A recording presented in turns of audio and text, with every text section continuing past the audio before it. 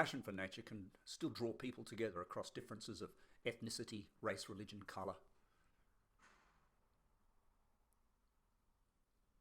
On any weekend, you can find yourself walking up a valley, sitting on a beach, out surfing, playing in a park, with people of all different ethnicity.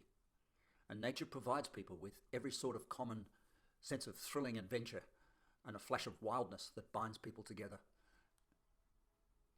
I believe that a passion for nature is derived from a naturally inherited wildness in our blood. That everyone is born with an inner bond to nature that draws us away from civilization and our cities. And it's an impulse over which we have little control. I believe in the universality of that inherited wildness. It's an equality of passion that all human beings share. Even the scientist Edward O. Wilson suggested that everyone has an inborn biophilia, or love of nature and natural things. And it's an innate tendency to focus on life and lifelike process of nature. Maybe someday research will extract and locate a generic feeling for nature in some part of the human brain, making it a product of those complex protein ribbons of DNA. But more than likely, this passion will remain scientifically elusive and unpredictable. I don't think biology will ever fully explain the common bond that people find when they really do become dependent on nature.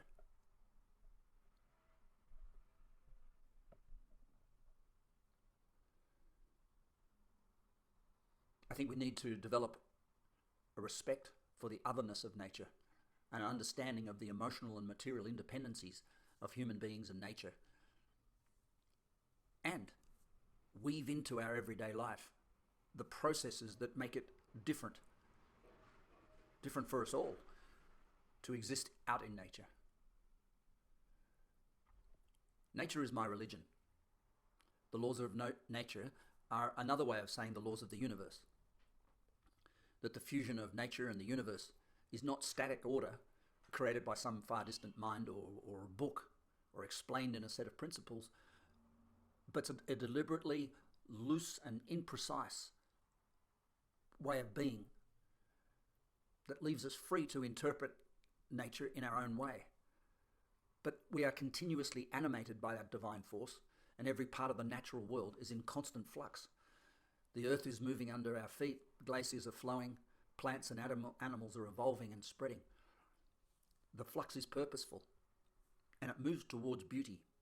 And everywhere in the world, everywhere on this planet, it's holy, and it moves within us too.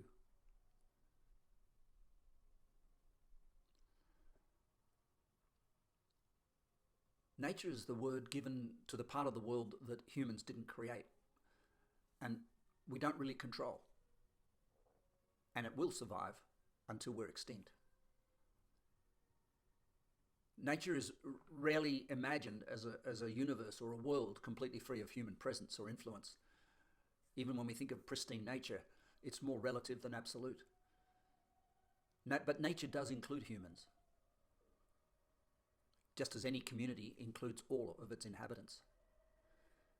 While we cannot live without the forces of nature and the non-human world, they can live without us.